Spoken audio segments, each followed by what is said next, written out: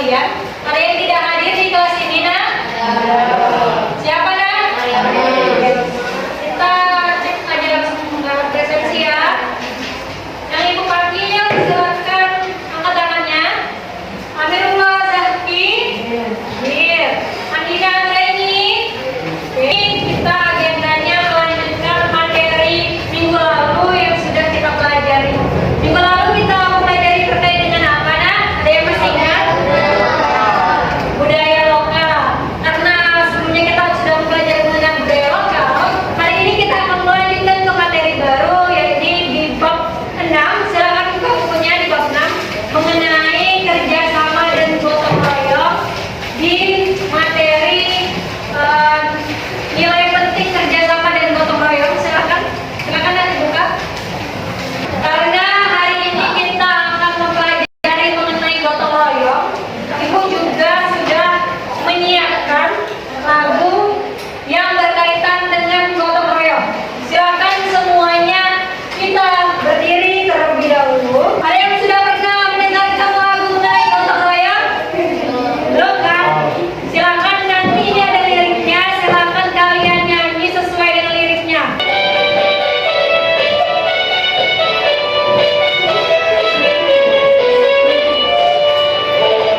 Gotong royong tepuk tangan. Gotong royong tepuk tangan. Ayolah. Gotong royong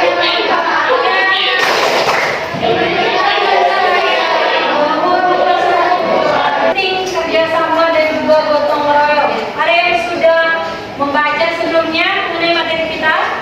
Belum ya? Hari ini kita ada 3 tujuan pembelajaran yang harus kita capai atau yang harus kalian capai.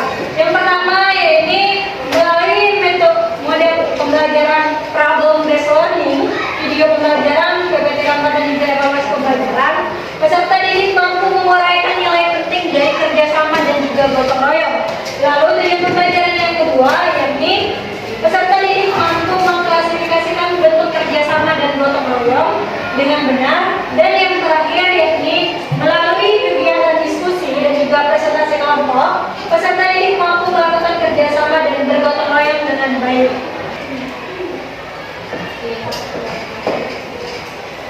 Pasti anak-anak ibu semuanya di sini sudah pernah mendengarkan apa itu kerjasama, apa itu gotong royong. Silakan, ada yang bisa menjelaskan apa yang kalian ketahui mengenai kerjasama? Karena berdiri. Kerjasama adalah kegiatan atau usaha yang dilakukan oleh beberapa orang untuk mencapai tujuan bersama. Sedangkan gotong royong adalah kegiatan bermasyarakat di sebuah lingkungan. Pada umumnya kegiatan tersebut merupakan kerja fisik. Benar sekali ya, tepuk tangannya semuanya. Apa itu kerjasama? Jadi di sini anak-anak semuanya bisa baca ya. Kerjasama ini adalah bentuk melakukan suatu hal, baik itu individu, kelompok, yang dilakukan secara berkolaborasi atau secara bersama-sama. Kalau ibu tanya, pernahkah kalian melakukan gotong royong? Pernah atau tidak? Bapak siapa yang mau menceritakan apa sih yang pernah kalian lakukan dalam kegiatan gotong royong? Silakan. Siapa? Ini kenapa nih? Silakan ya.